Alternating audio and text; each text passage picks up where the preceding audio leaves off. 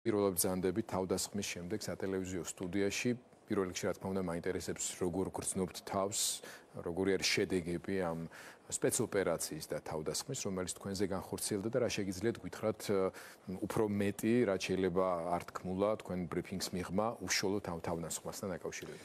გამარჯობა გიორგი. მივესალმები თქვენს მაყურებელს. ბევრად უკეთესად ვარ, უკვე რამოდენიმე დღეა ჩვეულ რიტმს მუშაობის დაუბრუნდი. სხვა ყველაფერი უკვე ლირიკა. როგორც თქვენ ბრძანეთ, ეს იყო წინასწარ დაგეგმილი, ორგანიზებული თავდასხმა, ჯგუფური, შეიარაღებული ხალხის და რა თქმა უნდა ამ თავდასხმის დამკვეთი გახლავთ ივანიშვილი, ბიძინა და ეს არის ჩვეულებრივი შურისძიება. ახლა ამის მე დღეს და საერთოდ აღარც ვაპირებ ამაზე საუბარს მარტივი მიზეზის გამო, იმიტომ რომ ჩემთვის ეს არის ერთ-ერთი იმ ბევრი ძალადობის ფაქტისგან, რომელიც ბოლო თვეების განმავლობაში თბილისში და საქართველოში ხდება. ჩვენ ყველას კარგად უნდა გვესმოდეს, რომ ათობით და ასობით ახალგაზრდაზე, რომელიც თავის აზრს გამოთქვამდა უბრალოდ იძალადეს ნიღბიანმა ადამიანებმა. ბევრი ადამიანი მე ვიცი. რამოდენიმე ჩვენი გუნდის წევრით დღესაც მკურნალობს. უბრალოდ ერთი ოპერაცია არ იყო, მეორე ოპერაციას უკეთებენ. ძალადობის სხვადასხვა ფორმას იყენებს დღეს რეჟიმი. ყველას გვესმის, როდესაც ძალადობაზე დადიან და ძალადობა ხდება მთავარი არგუმენტი შენი ქვეყნის და შენი ხალხის მართვისთვის, გასაგები აქვს უკვე ეს დიაგნოზია, მაგრამ ყველას უნდა გვესმოდეს, რომ ჩემი პასუხიც და რეაგირება იმაზე რაც მოხდა ამ თავდასხმაზე, მე ვეცდები რომ ყველანაირად შევძლო რომ ეს იყოს ყველა ჩაგრულის ჩაგვრაზე პასუხი.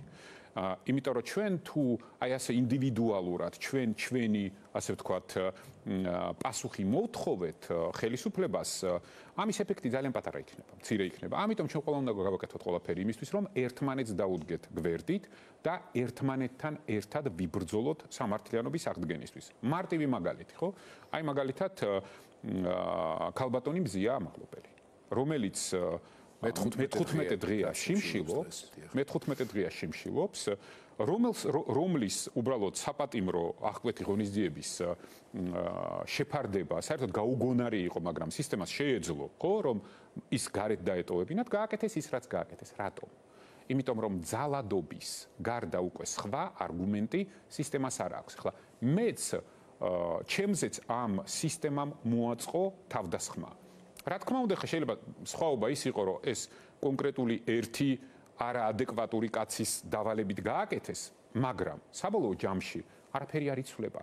სისტემა ძალადობაზე თუ გადავიდა და ძალადობას თუ იყენებს არგუმენტად, აქ ჩვენ ახლა განსხვავება ვის უფრო გვეტკინა, ვის უფრო გვეწყინა, ვინ უფრო მაღალი თანამდებობის ვართ, ან ვინ უფრო ამას არანაირი მნიშვნელობა არ აქვს, ეს იქნება საჩუქარი სისტემის. ამიტომ მე ამ თავდასხმას აღიქვამ როგორც ძალადობის ერთ-ერთ შემთხვევას და ჩემი პასუხიც შეძლების დაგვარად. მე რა თქმა უნდა შეძლების დაგვარად ვამბობ მხოლოდ და მხოლოდ იმიტომ, რომ ჩემი პასუხი იქნება ყველა ჩაგრული ადამიანის პასუხიც და რა თქმა უნდა აქ დროის საკითხია, სხვა არაფრის საკითხი არის. სამართლიანობა დადგება და ყველა კითხვას პასუხი გაეცემა. ეს არის და მე ვფიქრობ, რომ ეს არის მთავარი იმასთან დაკავშირებით, რაც ბათუმში მოხდა. ბატონ გიორგი, დღეს მე სიუჟეტი დავიწყე ინფორმაციით და კადრებით, რომელიც ასახავს ბელორუსში მიმდინარე მორიგ საპრეზიდენტო არჩევნებს. მე-7 ჯერ 30 წელია ლუკაშენკო რჩება ხელისუფლებაში და თვითონ გაკვირვებული იყო, რომ კაცო, რა ვქნაო, ჩემი ბრალი ხო არ არის, ოპოზიციის ნაწილმა არჩია ციხეში ჩამჯდარი იყო და ნაწილმა დატოვა მთელი ქვეყანაო და ჩემი შემცვლელი კიდე არ ჩანსო. სინამდვილეში მას თავის შემცვლელი შერჩეული ყავს თავისი შვილის სახით, რომელიც ჩინეთში სწავლობს და ჯერ უბრალოდ საპრეზიდენტო ასაკის არ არის, მაგრამ იქ ვიცით საით მიდის თუ დაცალდა და თუ რუსეთის ზურგი იყო იქამდე და პუტინის. ზუსტად იგივე ხელი არის საქართველოშიც. მე როცა თქვენ კითხეთ თქვენს რეაქციასა და რეაგირებაზე, რა თქმა უნდა, პროტესტანტი მოქალაქეების მიმართ გამოჩენილ სისასტიკეს აქვს თავისი მიზანი, მაგრამ პოლიტიკური ოპონენტების მიმართ მოწყობილ სპეცოპერაციებს აქვს ზუსტად ის მიზანი, რომ ლუკაშენკოს მსგავსად ოპონენტი პოლიტიკური ქვეყანაში არ დარჩეს, ფიზიკური საფრთხის განცდის გამო თუნდაც. რამდენად აქვს მას შანსი მიაღწიოს ამ შედეგს რა ეტაპზეა ახლა საპროტესტო მოძრაობაც და ის დიდი პოლიტიკური პროცესი, რომელიც რამდენიმე კომპონენტისგან შედგება, რა აქვს წინააღმდეგობის მოძრაობაში ჩართულ ხალხს საამაყო და რა არის ის, რასაც უფრო მეტად კრიტიკული თვალით შეიძლება შევხედოთ. გიორგი, სურვილი ერთია. შეიძლება ახლა ვიღაცის ავადმყოფურ თავში ესეთი სურვილი დაიბადოს, მაგრამ საქართველოს შემთხვევაში ამას განხორციელება არ უწევია. მარტივი მიზეზის გამო, მე ერთხელ თქვი ადრე, საკმაოდ ადრე, რომ ნორმალური ავტორიტარული რეჟიმიც ვერ დაუმყარებიათ. ამის თავიც არა აქვთ. და ეს ყველა ძალიან კარგად უნდა გვესმოდეს და უნდა ვიცოდეთ, რომ მიუხედავად იმისა, რომ ჩვენ რაღაც ცდილობენ ამ თავიანთი პროპაგანდისტული მანქანები წარმოაჩინონ, რომ აი რაღაცას მართავენ, არაფერს ვერ მართავენ. სინამდვილეში დღეს ოცნება რეჟიმი არის ისეთი სუსტი, როგორიც არ ყოფილა არასოდეს. ეხლა რაც შეეხება პროტესტს. ყველას კარგად უნდა გვესმოდეს, რომ 20 ივნის, მათ მიერვე დანიშნული იყო ეს თარიღი, ხო? ეხლა ვიღაცებს ხო ცდილობენ დააბრალონ, თვითონ დანიშნეს ეს თარიღი და ინაუგურაცია მოხდებათ ქვეყანაში ყველაფერი დალაგდება. 20 იანვარს. 20 იანვარს, კი ბატონო, 20 იანვარს გოდიშთ. სინამდვილეში პირველი ფაზა ხალხმა საქართველოს მოქალაქეებმა და პროტესტმა გამარჯვებით დაასრულა. ეს ფაქტია და ყველას კარგად უნდა გვესმოდეს, რომ დღეს ოცნებას არ აქვს არც შიდა ლეგიტიმაცია, ოცნებას არ აქვს არც საერთაშორისო ლეგიტიმაცია და ამასთან ერთად სერიოზული ინდივიდუალური და ტარგეტირებული სანქციების პროცესი უკვე დაწყებულია, რომელსაც ვერავინ ვერ გააჩერებს და რაც მთავარია, აი ამ ყველაფრის ჯამური შედეგი გახლავთ ის, რომ დღეს საერთაშორისო ასპარეზზე ჩამოყალიბებულია ერთი აზრი, რომ ივანიშვილი მოულაპარაკებელია. ამ კაცთან ლაპარაკს აზრი არ აქვს. სხვადასხვა მიზეზების გამო. ზოგი ამბობს, რომ მას უბრალოდ ქვეყნის იზოლაცია უნდა, ზოგი ამბობს, რომ არაადეკვატურია, რა მნიშვნელობა აქვს. მაგრამ საბოლოო ჯამში აზრი იმასთან დაკავშირებით, რომ ამ კაცთან ლაპარაკს აზრი არ აქვს, ეს აზრი ჩამოყალიბებულია. შესაბამისად, ყველას კარგად უნდა გვესმოდეს, რომ ჩვენ ეხლა ჩვენი გეგმის შესაბამისად, ჩვენი გეგმის რომ პირველი ფაზა უკვე წარმატებით დავასრულეთ, გადავდივართ მეორე ფაზაზე. ეს მეორე ფაზა არის შედარებით უფრო მეტი პასუხისმგებლობა საქართველოს მოქალაქეებისთვის, იმისთვის, რომ ჩვენ სოლიდარობა გამოუცხადოთ ერთმანეთს. რას გულისხმობ? აი მარტივი მაგალითი შემიძლია გითხრათ, რომ მეორე ფაზა, როდესაც ჩვენ პოლიტიკური იზოლაციის შემდგომ დავეჯახებით ეკონომიკურ იზოლაციას, რაც გამოწვეულია ოცნების ძალადობრივი ქმედებებით, არაკანონიერი ქმედებებით ქვეყანაში, ყველას კარგად უნდა გვესმოდეს, რომ მოწყვლადი ჯგუფები, სოციალურად მოწყვლადი ჯგუფები ძალიან დიდი გამოწვევების წინაშე დადგებიან. აი მაგალითად, მე ძალიან არ მესიამოვნა, როდესაც 2 დღის წინ, აგერ თბილისში სოციალურად დაუცველ ადამიანებს დაუნგრიეს სახლები და ჩვენ ამაზე შესაბამისი რეაგირება არ ჰქონდა. თითქოს ეს ნორმალური ფაქტია, როდესაც ზამთარში, ეხლა ჩვენ ხო ყველას კარგად გვესმის, იანვრის ბოლოა, ჯერ წინ გვაქვს კიდე თებერვალი, მარტი, აპრილი, აი ამ სიცივეში ადამიანებს ყრიან ქუჩაში. სხვათა შორის რაღაც განსაკუთრებული სადიზმის გამოვლენა, როდესაც ყინვაში ხდება ასეთი გადაწყვეტილებების მიღება, ეს პირველი წერი არ არის. კალაძე ამას აკეთებს ყოველი ახალი წლის შემდეგ. და შესაბამისად, მე ვთვლი, რომ საზოგადოებას მეტი რეფლექსირება უნდა ქონოდა ამასთან დაკავშირებით. ამასთან ერთად გვახსოვდეს, რომ დღეს რამოდენიმე უმაღლეს სასწავლებელში სტუდენტები შიმშილობენ და ზოგიერთ სასწავლებელშიც ვერ შიმშილობენ, მაგალითად მე გაოცებული ვარ სეუს საქართველოს ეროვნული უნივერსიტეტის ხელმძღვანელობით, როდესაც გარეთ ათენებენ ბავშვები კიბეებზე, მართლა ამ ყინვაში და მათ ამაზე რეაქცია არ აქვს. ამასთან ერთად არ უნდა დაგვავიწყდეს, რომ ივანიშვილის რეჟიმის სპონსორი ბიზნესმენების კომპანიები ფაქტობრივად უმუშევრად დატოვეს 10,000 ადამიანი და ჩვენ ერთხელ შეიძლება პროტესტი გამოვთქვით, მაგრამ უკვე დაგვავიწყდა ამ ადამიანებს ყველას სერიოზული გამოწვევები ელით და ჩვენი სოლიდარობის გამოხატვა ზუსტად ისე, როგორც ჩვენ გამოვხატავთ სოლიდარობად უკანონოდ დაპატიმრებულების, უკანონოდ ძალადობის მსხვერპლების. ეს უნდა მოვახერხოთ, იმიტომ რომ ჩვენ ერთიანობას, როდესაც დავანახებთ საერთაშორისო საზოგადოებას. საერთაშორისო საზოგადოება გადაწყვეტს, რომ ეს საზოგადოება ბევრად უფრო ევროპულია, ვიდრე მათი გაურკვეველი პოლიტიკური ელიტები. ამიტომ შემდეგი ჩვენი გამოწვევა მეორე ფაზაზე იქნება როგორ გაუმკლავდებით და როგორ დაუდგებით ერთმანეთს გვერდში, როდესაც სოციალური პრობლემები დაგვიდგება. თქვენ ხო არ გონიათ ივანიშვილი იზრუნებს ჩვენს სოციალურ ან ვინმე იზრუნებს ლარის კურსზე, ინფლაციაზე, იმაზე რომ ადამიანებს ყოველ სამსახურიდან ანთავისუფლებენ. ზუსტად მსგავსი სოლიდარობა ჩვენ გვმართებს საჯარო მოხელეების მიმართ, რომელსაც კიდევ უფრო ბევრს გაანთავისუფლებენ. ამიტომ ეს შეკრულობა ჩვენ ხო ერთად შევძელით პირველი ფაზის დროს პოლიტიკური მიზნების მიღწევა და პოლიტიკური მიზნები მივახციეთ და გავიმარჯვეთ ამ ნაწილში. ეხლა უნდა ასევე ერთად გაუმკლავდეთ მეორე ფაზის ეკონომიკურ და სოციალურ გამოწვევებს. მესმის რომ უფრო რთული იქნება, მაგრამ როგორც მინიმუმ ჩვენ უნდა მივახციოთ იმას, რომ ამ ეკონომიკურმა და სოციალურმა პრობლემებმა არ იქონიონ პირდაპირ ზემოქმედება პროტესტის ხარისხზე და პროტესტის მასშტაბზე. მაშინ აქ ერთი კონკრეტული კითხვა. კი ბატონო. ამ მნიშვნელოვან და მასშტაბურ გამოწვევას სჭირდება ასევე საერთო ეროვნული სოლიდარობის რეალიზება. ეჭვი არ მეპარება ჩვენი მაყურებლების დიდი ნაწილი სოლიდარულიც არის და თავისი შესაძლებლობის ფარგლებში მზად არის ამ პროცესში მიიღოს მონაწილეობა. იღებს კიდეც ახლაც მე-60 დღეა უწყვეტი პროტესტის, რუსთაველი გადაკეტილია, ბათუმში აქცია მიმდინარეობს, ქუთაისში დღეს აქცია იყო, მაგრამ არის კიდევ რაღაცეები გასაკეთებელი, რომელიც ამ პროტესტის სხვა ფორმაში, უბრალოდ თანადგომის ფორმაში უნდა გადავიდეს. და აქ ჩდება ხოლმე კითხვა მედიაშიც, იმავე ქუჩაში გამოსული ადამიანებისაც, როგორი უნდა იყოს პოლიტიკური პარტიების როლი. ხომ არ არის მნიშვნელოვანი კოორდინაციის მოთხოვნის გათვალისწინებით პოლიტიკური პარტიების როლის გააქტიურება მოხდეს. თუ აი როგორ უნდა მოხდეს თუნდაც ამ სოლიდარობის აქტების დაორგანიზება და რა როლი შეიძლება ქონდეთ ამაში პოლიტიკურ პარტიებს, იმიტომ რომ პარტიების მიმართ აი ნახალ წლებს მაინც მიუხედავად იმისა, რომ ეს პოლიტიკური შედეგები რო იქნა მიღწეული, ამაში მათ შორის ბარიერ გადალახული პარტიების თანმიმდევრულობა დასაფასებელია, ხო? არავინ პარლამენტში არ შევიდა, ეს ძალიან მნიშვნელოვანი ნაწილი იყო. თქვენი სხვა კოლეგები, სხვა პარტიებიდან უწყვეტად მონაწილეობთ ამ აქციებში, ფიზიკურად იქ დგახართ, მაგრამ მაინც არის რაღაც მოლოდინი კიდევ უფრო მეძე. რა შეიძლება იყოს ეს?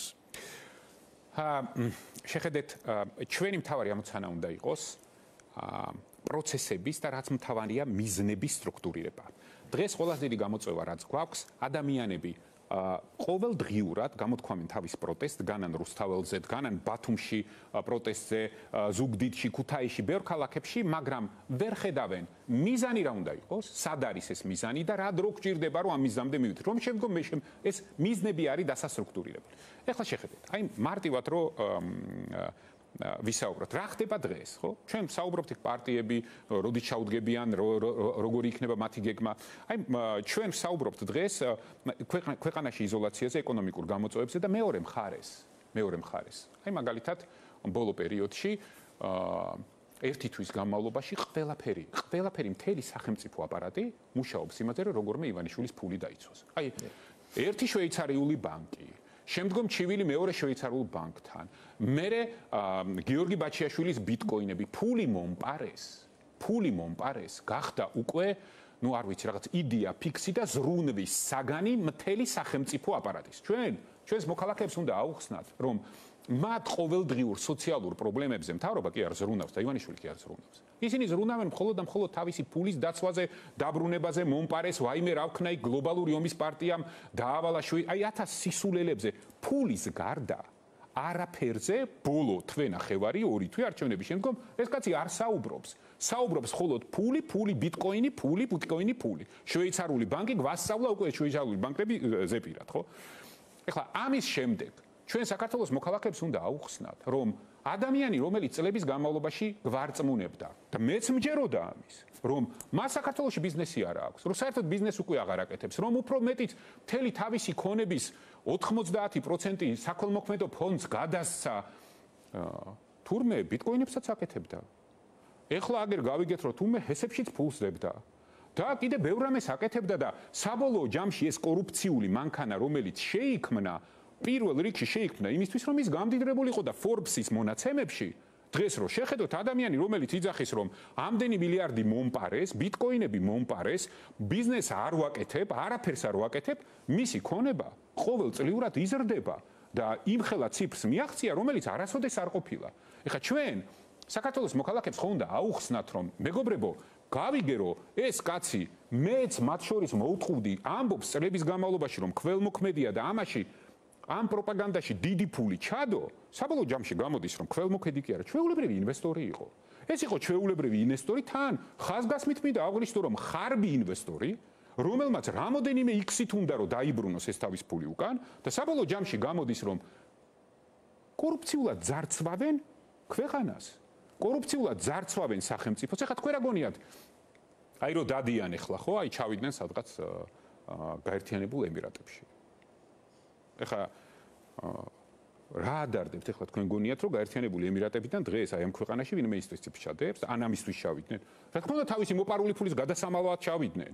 იმიტომ რომ პოლიტიკური გარანტიები ჭირდებათ ხვალე რომ დაასანქცირონ, ეს ფული სად წაიღონ ხო არიციან რა.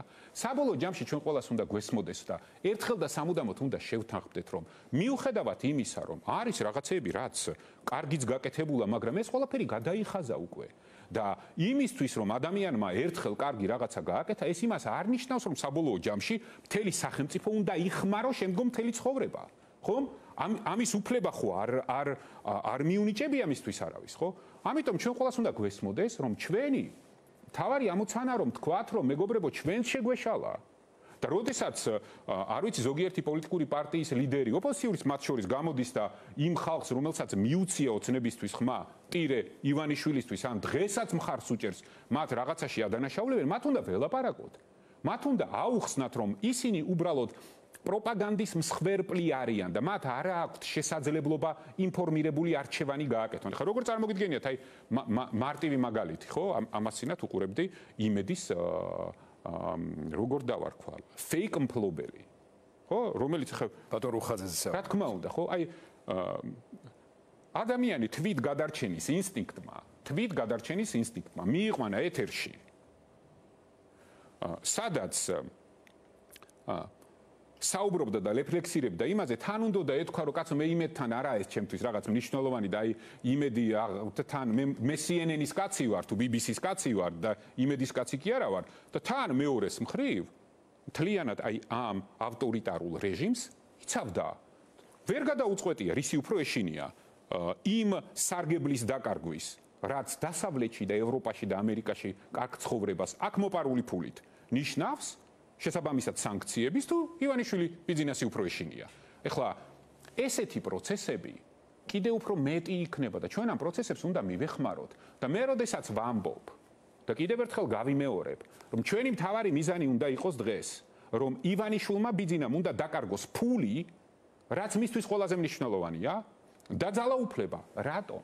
იმიტომ რომ მთავარი ფასეულობა როგორც აღმოჩნდა ამ ადამიანისთვის არის ფულის საშოვნელად და დასაცავად ჭირდება ძალაუფლება, მაგრამ ძალაუფლების შესანარჩუნებლად ისევ ფული ჭირდება. ამიტომ აი ამ ჩაკეტილ წრეში გააკეთა ის და იძალა და რიგით ახალგაზრდა მოქალაქეებზე და მიაღწია იმას, რომ მის ფულს უკვე ამ ბავშვების სისხლის სუნი აზდის.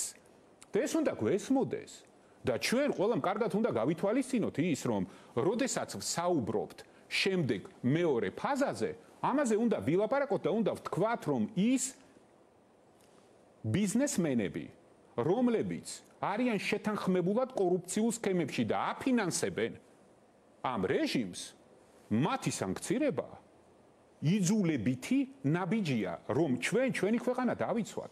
იმიტომ რომ ჩვენ დღეს ფაქტობრივად გამოდის ვართ ისეთ მდგომარეობაში, იმისთვის რომ ამ ხალხმა თავისი მოპარული ფული დაიცვან, ან შესაძლებლობა რომ კიდევ უფრო მეტი ფული მოიპარონ, ქვეყანას ევროპულ ოცნებას და ევროპულ იდეას უნაცვლებენ რაღაც 3+3 იდეით და საბოლოო ჯამში გამოდის რომ მე გამოდიან რაღაც ღირსებაზე გველაპარაკებიან ადამიანები რომლებმაც გაძარცვეს ქვეყანა ეხლა ეს ფული ვერ წაუღიათ სადღაც ამ სანქციებს რა თქმა უნდა თუ ეს სანქციები ეფექტურია და რეჟიმს ასუსტებს მე ვიქნები ის ადამიანი ვინც ამ სანქციებზე იმუშავებს აბა გამოვიდეს ვინმე და რამე მითხრას აბა გამოვიდეს და ვინმე და ის იდიოტობა რაც მოვისმინე რომ სამუშაო ადგილებსო თურმეო სამუშაო ადგილებსო იმას რა ქვია თუ დამასანქცირებენო სამუშაო ადგილებიო ამიტომ შემცირდებაო შეკაი ადამიანო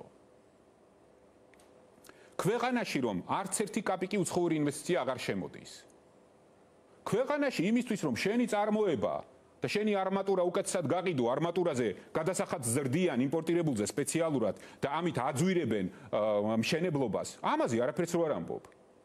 და რაღაც სისულელეებს რო ყვები. უბრალოდ ჩვენ უნდა გვესმოდეს ჩვენი პასუხისმგებლობა, რომ მსგავსი ყვილები არც ერთი აღარ უნდა გაუტაროთ. ამიტომ ვთქვი მე და კიდევ ერთხელ გავიმეორებ. ვინმეს თუ უნდა რომ პატიება დაიმსახუროს, ჯერ გამოვიდნენ და თქვან იმედი ვისია და იმედი როგორ ფინანსდება. მერე გამოვიდნენ და თქვან რუსთავი 2 ვისია და როგორ ფინანსდება რუსთავი 2. თუ ვინმეს გონია რომ პოზიტივი მართლა იმას რა ქვია, ვიქტორა იმის არის ჯაფარიძის პოზიტივი? როგორ ხდება ეს ყველაფერი თქვენ რა იცით ამის შესახებ? არა, მარტივად ხდება, ყველას აქვს ეკონომიკის რაღაც ნაწილი და ვალდებულება რომ ეს აქტივები უნდა დააფინანსოს, რომელსაც მე იყენებენ ჩვენი მოქალაქეების წინააღმდეგ პროპაგანდისტვის. შესაბამისად უნდა გვესმოდეს, რომ ყველა ის ადამიანი და არ აქვს ამას მნიშვნელობა არანაირი, იმიტომ რომ ეს ხალხი დღეს ღალატობს საქართველოს ეროვნულ ინტერესებს. რა მნიშვნელობა აქვს ჩემთვის ივანიშვილი ბიძინა იქნება ის თუ პეტრიაშვილი? ჩემს არანაირი მნიშვნელობა ამას არ აქვს და არც ექნება არანაირი მნიშვნელობა. მნიშვნელობა აქვს იმას, რომ ყველა ის ადამიანი, რომელიც ჩართულია ამ სისტემაში, ფინანსურად, პროპაგანდისტულად, რეპრესიული მანქანის ნაწილია ყველა ეს ადამიანი. თუ ჩვენ სხვა შესაძლებლობა არ აგვაქვს და მათ არ უნდათ საქართველოს ის ნაწილი, რომელიც მათ არ ეთანხმება, აღიარონ, მხარეთ და მოქალაქეთ, რომელსაც უნდა დაელაპარაკო უბრალოდ და კითხო მაინც, კაცო, რა გინდა? მოდი იქნებ რაღაცა გამოსავალი არა. აი ესე 60 დღეა უკვე ადამიანები ქუჩაში დგანან, ყოველ ღამე პროტესტს გამოთქვამენ და ესენი ელოდებიან, რომ ესენი დაიღლებიანო და გაჩერდებიან. პასუხისმგებლობა ან პატივისცემა, კაცო. ბოლო-ბოლო, არ ვიცი, 200 კაცი რო იდგეს მარტო. ხო შენი მოქალაქეები არიან. ამიტომ ჩვენ უნდა გვესმოდეს მარტივი რამე. უნდა გვესმოდეს, რომ დღეს წდება ჩვენი შვილების მომავლის საკითხი. და ჩვენ ასეთი პასუხისმგებლობით უნდა მივუდგეთ. ეხლა ეს არ მოსულა და ამას მე ვერ ვიკადრებ და ეს ჩემი ყოფილი მეგობარია, ეს ნათესავია და მეზობელი, ეს აღარ შეიძლება. იმიტომ რომ ჩვენ ჩვენი ქვეყნის ბედზებს საუბრობთ. ჩვენ საუბრობთ იმაზე, შემდგომი 10, 20, 30 წლის განმავლობაში ეს ქვეყანა როგორი იქნება და სად იქნება. დაიცლება ახალგაზრდებისგან, თუ ახალგაზრდები პირიქით დაბრუნდებიან ქვეყანაში. და ამიტომ ეხლა ვიღაცას თუ გონია, რომ მე ჩემი შვილის მომავალს სად გაიზრდება, სად იცხოვრებს, როგორ ქვეყანაში იცხოვრებს, რაღაც იმაზე გავცვლი, რა თქმა უნდა არ გავცვლი და დარწმუნებული ვარ, რომ ასეთები არიან საქართველოს მოქალაქეების უმრავლესობის, ვფიქრობენ ისე, როგორც მე ვფიქრობ. ამიტომ ჩვენ უნდა გვესმოდეს, რომ შემდეგი ეტაპი, ჩვენი სოლიდარობა ერთმანეთს რო გამოუხატოთ და რო დაუდგეთ ერთმანეთს გვერდით. აი, როდესაც უკანონოდ მიდიან და ადამიანებს ზამთარში ქუჩაში ყრიან, იქაც უნდა ვიყოთ. როდესაც სტუდენტებს არ აძლევენ შესაძლებლობა შენობაში შიმშილონ და ქუჩაში ყრიან, აი მას რექტორად რა უნდა? ახალგაზრდა თაობას, აი მე არ ვიცი, ან როდესაც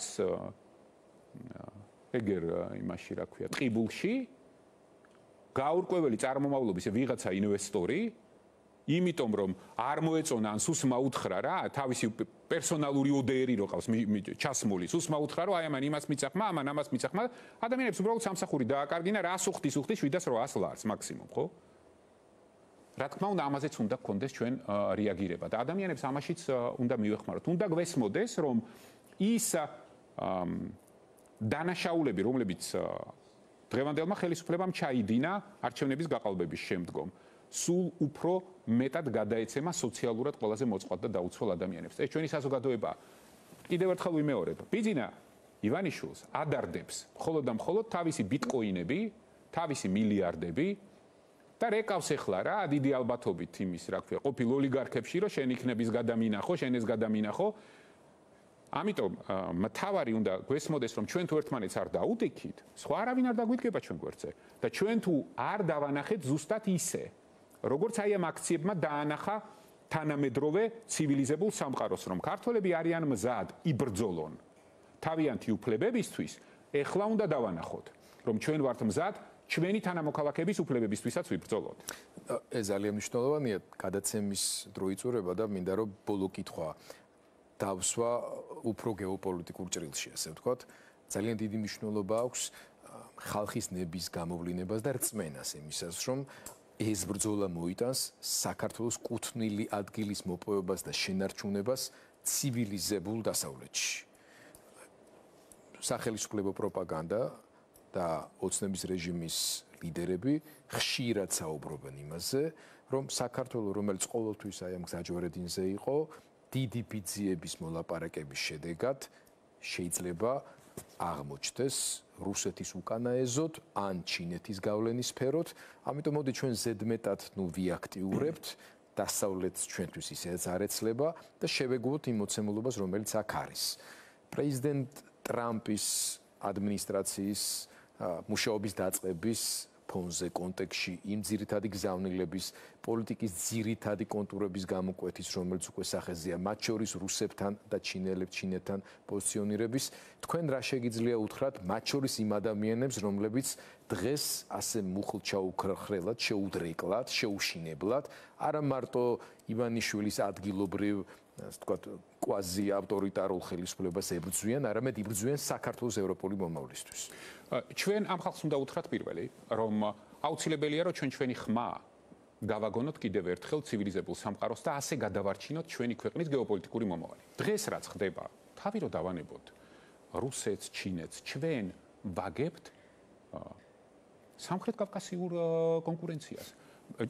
მე საქართველოს მოქალაქეებს ჩვენ ხალხს მინდა უთხრა.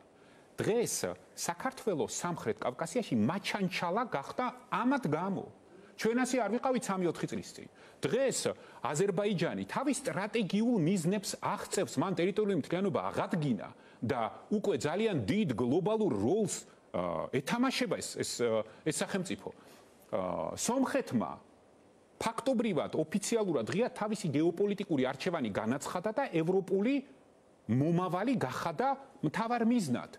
ჩვენ ვართ გაურკვეველი იდიოტების ხელში, რომლებიც გვაკარგინებენ ჩვენ არამხოლოდ მომავალს, ევროპულს, ცივილიზებულ მომავალს, ჩვენ ისე ახლოს ვიყავით ამ მომავალთან. გაითვალისწინეთ და მე მინდა ჩვენს მოქალაქეებს ეს უთხრა. შორს არის დრო კი არა, ჩვენ უკვე იქ ვართ, როდესაც შიდა მეგობრულ თუნდაც, მაგრამ რეგიონალურ კონკურენციაში მაჩანჩალები გავხდით ყველაზე ჩამორჩენილები ვართ ყველაფერში, ეკონომიკაშიც, გეოსტრატეგიულ ფუნქციაშიც და როლშიც.